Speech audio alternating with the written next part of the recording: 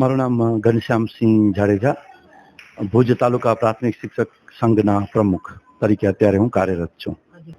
આજે પિથોરાપીર જે સમાજવાડી છે તે મધ્યે શ્રી ભુજ તાલુકા પ્રાથમિક શિક્ષક સંઘ આયોજિત ઇંગ્લિશ ક્વિઝ કોમ્પિટિશનનો જે ફાઇનલ રાઉન્ડ છે એનો આજે કાર્યક્રમ અહીં રાખવામાં આવેલો છે.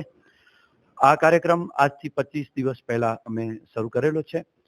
સરકારી શાળાના બાળકોને ઇંગ્લિશમાં બોલવાનો અને સમજવાનો મોકો મળે અને વાતાવરણ મળે આ હેતુથી આ કાર્યક્રમ, આ કોમ્પિટિશન અમે શરૂ કરેલી છે.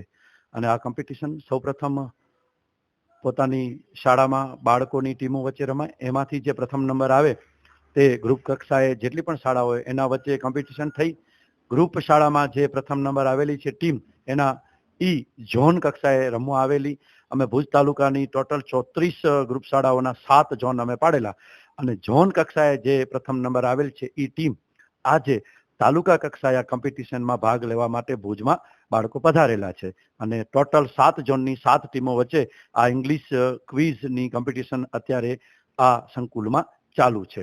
ટોટલ 200થી વધારે શાળાઓ અને 2400થી વધારે બાળકોએ આ કોમ્પિટિશનમાં ભાગ લઈ લીધેલ છે અને એની આ ફાઇનલ મેચ છે.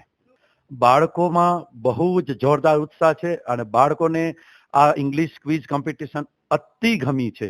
એના અમને જે અલગ અલગ જગ્યાએથી જે રિવ્યૂ મળેલા છે એના ઉપરથી અમે તમને કહી શકીએ છીએ. અને બાળકોને આ કાર્યક્રમ શરૂઆતથી કરીને અત્યાર સુધી ખૂબ જ ઉત્સાહ રહેલો છે.